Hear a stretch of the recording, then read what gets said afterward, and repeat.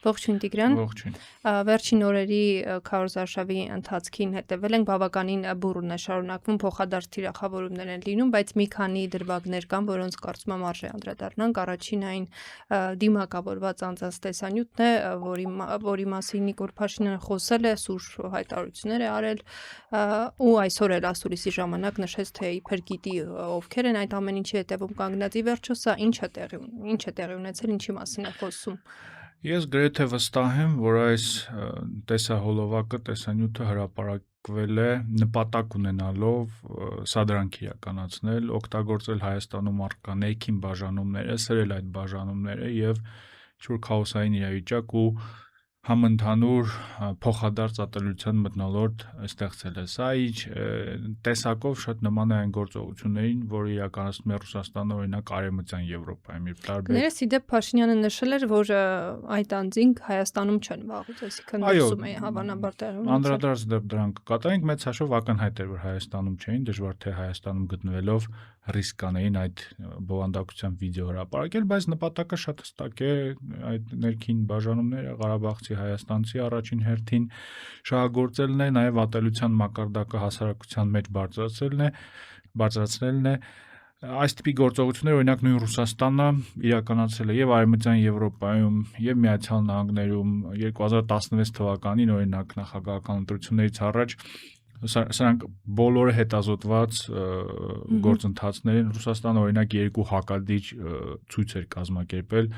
մեկը այդ Black Lives Matter շարժման կողմնակիցների ցույցն էր, մյուսն էլ ընդհակառակը սպիտակ այդ ուլտրանացիոնալիստների ցույցը, որոնք դեմ են սևերին, այսինքն նպատակը հենց այդ ներքին լարվածությունը մեծացնելն է։ Հիմա իհարկե մենք որևէ փաստ չունենք պնդելու համար, որ այս գործողությունը եւս Ռուսաստանն է իրականացրել, բայց ակնհայտն է, որ սա ինչ որ մեկի կողմից կազմակերպված գործողություն է, չկա գրեթե որևէ հավանականություն, որ այդ տեսահոլովակում գտնվող մարդիկ իրենք իրենց նախաձեռնությամբ են այդ տեսահոլովակը հրապարակել։ Առաջին հերթին սրա մասին է խոսում ժողովրդագրությունը, այսինքն այդ ինչպես ստացվեց, որ Ղարաբաղի կորստից անցել է 2.5 տարի եւ միայն նախընտրական փուլում ինչ որ մարդիկ հիշել են, որ պետք է վենդետայով զբաղվեն, պետք է ինչ որ նեոասալաններ ստեղծեն եւ այլն, եւ մյուսն էլ այն հանգամանքն է, որ Ղարաբաղի բարբառով են հենց այդ ամեն ինչը իրականացնում, որը չէր կարող չնկատվել լայն հանրության կողմից։ Այսինքն արձանագրենք, որ սա ինչ որ հատուկ գործողություն է, դեռ չգիտենք ում կողմից, ամենայն հավանականությամբ իմ կարծիքով Ռուսաստանի կողմից, որովհետև դա իրենց գործիքակազմն է, բայց միգուցե նաև ոչ Ռուսաստանի, միգուցե ինչ որ ներքին դերակատարի կողմից։ Իսկ սա մոտավոր այն է, ինչ իշխանությունները մինչև ընտրությունները ինչի մասին ակնարկում են, խոսում են, որ հնարավոր է նման հարձակումներ լինեն, միջամտություններ լինեն արտաքին։ Այո, ընդհանուր միջամտությունը նաև այլ ուղղություններով մենք կարող ենք դիտարկել, առաջին հերթին տեղեկատվական, ինֆորմացիոն ուղղությունները, բայց սա մի քայլ առաջ է արդեն, սա անգլերենում կոչվում է false flag operation կամ կեղծ դրոշի տակ իրականացվող գործողություն, այսինքն այս գործընթացներին, այս գործելավոճին ծանոթ ամեն մարդու համար երևի մարդկանց մոտ առաջին միտքը հենց այդ է, որ ամենայն հավանականությամբ սա կեղծ դրոշի տակ իրականացված գործողություն է, բայց կրկնում եմ, որ պետք է հետաքննել, հասկանալ, հավելյալ փաստեր գտնել, այսօր այո, տեսանք, որ նաև հայտնեց Փաշինյանը, որ այդ մարդիկ չեն գտնվում Հայաստանում 2024 թվականից, բայց սրանք դետալներ են։ Ամեն դեպքում ում կողմից էլ այս գործողությունը կազմակերպված չլիներ, նպատակները այն են, ինչի մասին արդեն խոսեցինք, այդ ներքին բաժանումները շահագործելը։ Եվ այդ առումով իհարկե շատ ավելի խնդրահարույց է Նիկոլ Փաշինյանի արձագանքը այս ամեն ինչին, հաջորդ օրը նախընտրական քարոզարշավի ընթացքում մի կնոջ հետ խոսելով արաբկիչ վարչական շրջանում, նա իր իսկ նախաձեռնությամբ հիշեց այս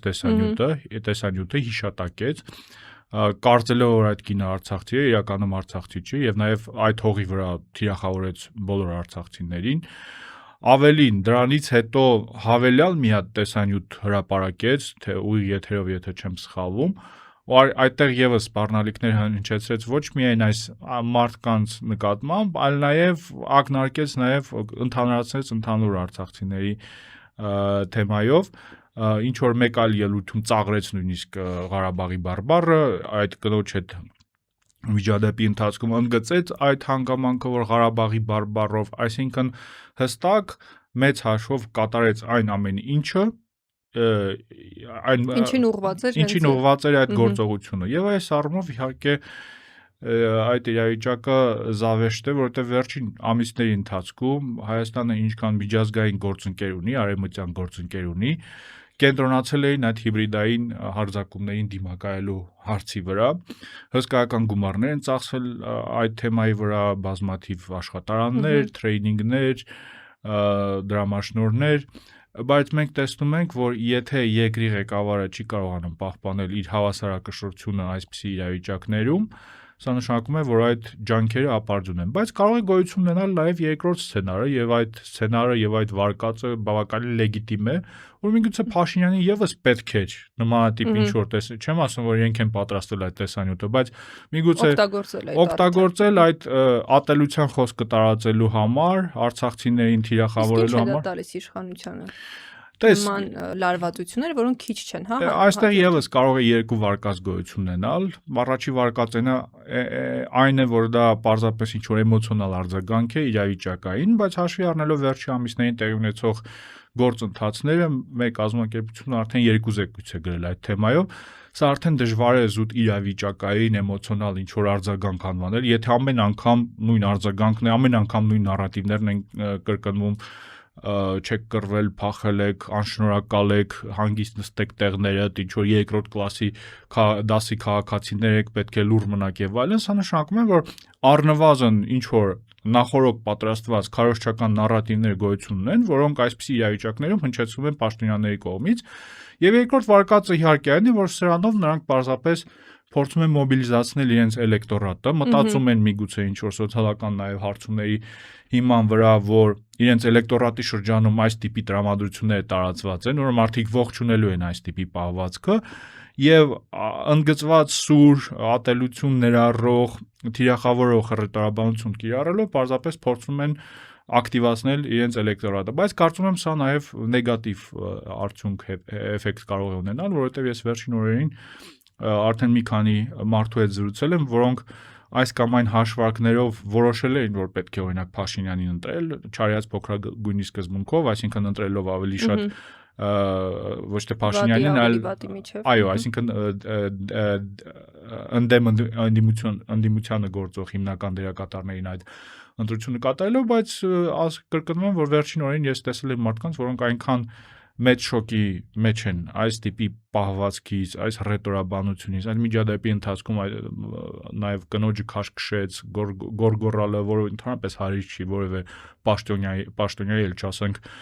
երկրի ղեկավարի, որ սա կարող է նաև ինչ-որ հակառակ էֆեկտ ունենալ, առնվազն ավելի կրթված, ավելի ինտելիգենտ այդ մարդկանց շրջանում փոփոխել մոտեցումները եւ կարծիքը եւ արդյունքում կորցնել օրինակ ընտրազանգվածի այդ հատվածը։ Փաշինյանի պահվածքին ու առհասարակ բառապաշարին ու հայտարարություններին դեռ էլի կանդրադառնանք, բայց հաջորդ միջադեպը քննարկենք, խոսքը արցախցի քաղաքական ակտիվիստ Արտուր Օսիպյանի հետ տեղի ունեցած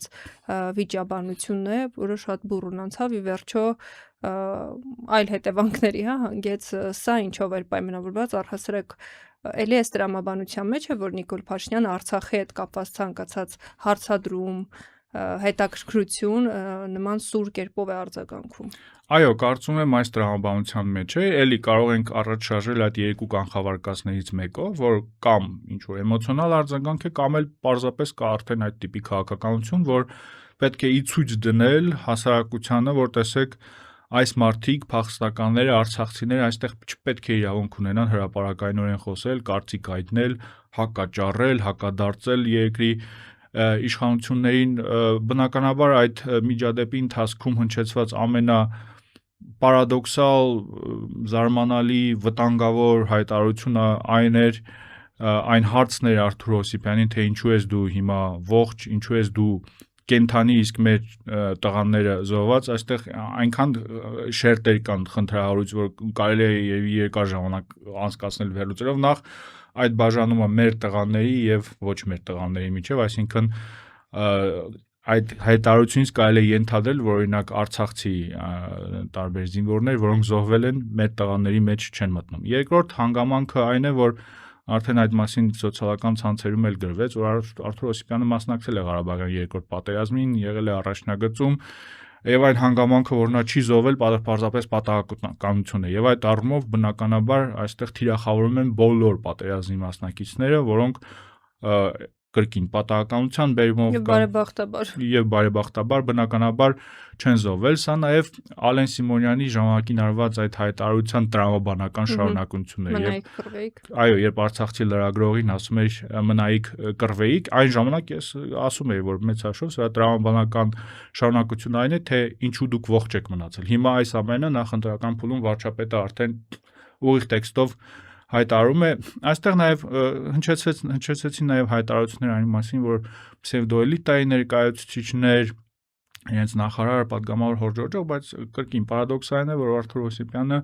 առնվազն 2018 թվականից ընդդիմադիր տարբեր շարժումների մեջ է ներգրաված եղել, երբեք որևէ Ի վերջո Բերմանի ենթարկեցին նրան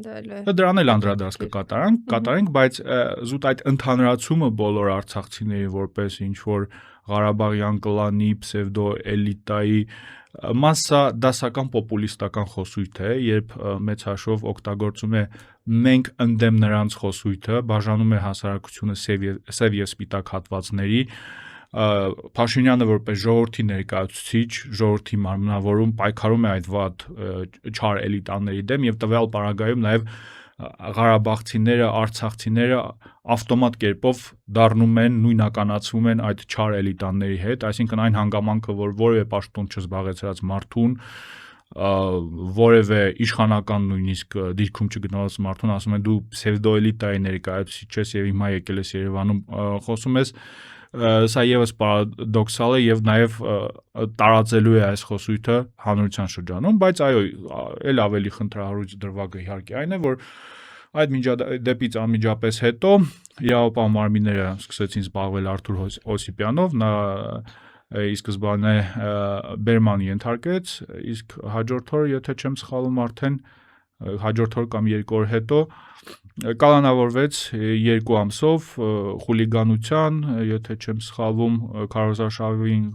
քարոզարշավը խոչընդոտելու եւ մեկ այլ եւս հոդվածով եւ արդեն կարծում եմ կա կոնսենսուս եւ իրավապաշտպան հանրության շրջանում եւ ընդհանուր քաղաքացիական հասարակության շրջանում, իդեպ նշեմ, որ Հայաստանում քաղաքացիական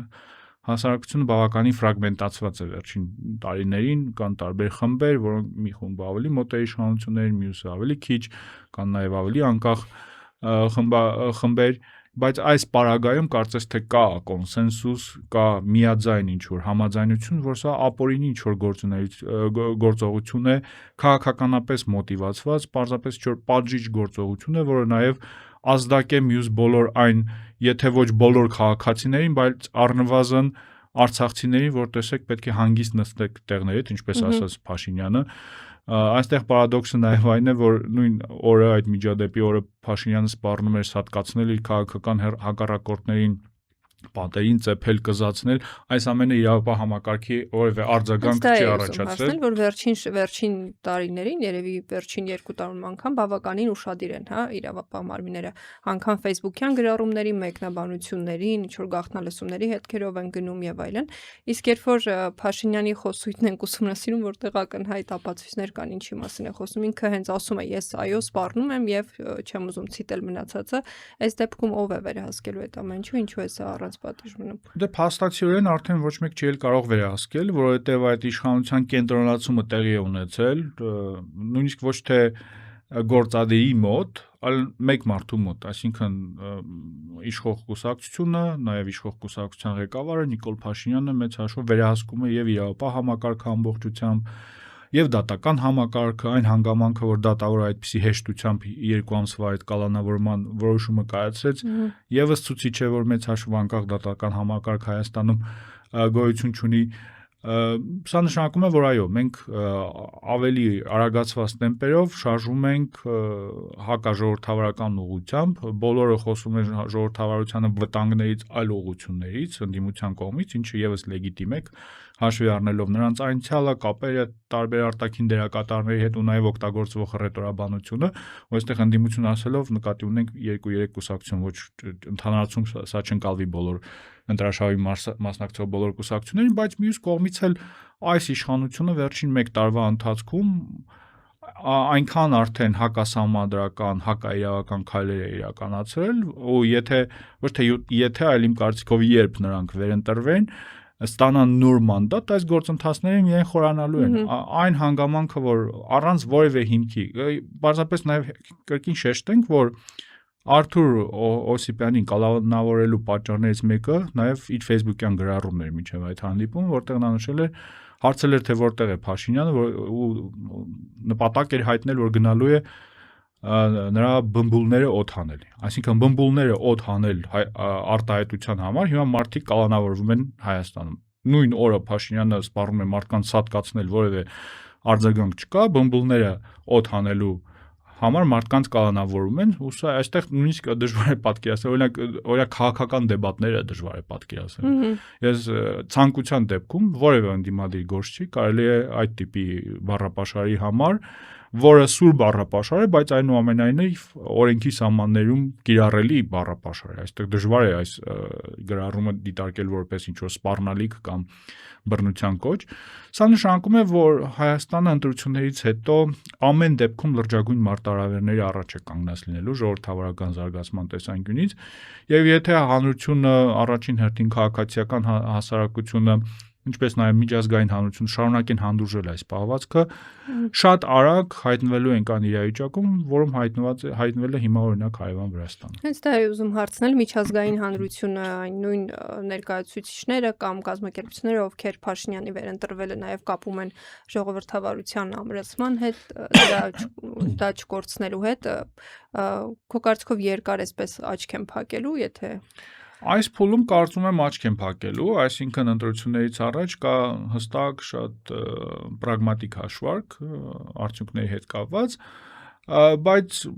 ինչ որ հույս կա, որ գոնե ընտրություններից հետո կլինի այդ ընկալումը, որ այնուամենայնիվ վերահսկողության ինչ որ մեխանիզմներ են պետք է աջակցել օրինակ անկախ դերակատարներին, որպեսզի այդ աշխատանքը իրականացվի, որովհետև առանց վերահսկողության պարզապես չկա սցենար, որով Հայաստանը կշարունակի ընթանալ ժողովրդավարության կայացման ճանապարհով։ Մենք այս տիպի օրինակներ տեսել ենք ամեն տեղ, մտածել թե իշխանությունում գտնվում են ինչ որ մարդիկ, որոնց համար ժողովրդավարությունը արժեք է, եւս միամտության գագաթնակետը կլինի, ժողովրդավարական արժեքների կրողները չեն կարող այդ տիպի բառապաշար օգտագործել, չեն կարող քաղաքացիների հետ այդպես առնչվել, չեն կարող ինչ որ ինտիմ բնույթի տեսանյութեր հրապարակել կրկին քաղաքական հակառակորդներին հետապնդելու համար։ Այս մոլորությունը դեռևս գոյություն ունի եւ Հայաստանի քաղաքացիական հասարակության տարբեր շրջանակների մոտ եւ արտաքին դերակատարների մոտ, որ դե տեսեք, նրանք երբեք օրինակ չեն թիրախավորելու քաղաքացիական հասարակությանը կամ անկախ մամուլին, բայց սա կարծում եմ մոլորություն է, սա պարզապես նշանակում է, որ նույնիսկ մեր տարածաշրջանում տեղի ունեցող գործընթացներից դասեր չեն քաղվել եւ ամեն դեպքում նույնիսկ ամենալավ տրամադրված դերակատարը, եթե չի վերահսկվում, եթե չկան ինստիտուտներ, որոնք վերահսկում են իշխանություններին, վաղ թե ուշ գնալու է այդ կոռոզիայի ճանապարհով եւ ժողովրդավարական հետընթացի ճանապարհով։ Շնորհակալ եմ Տիգրան։ Ես եմ շնորհակալ։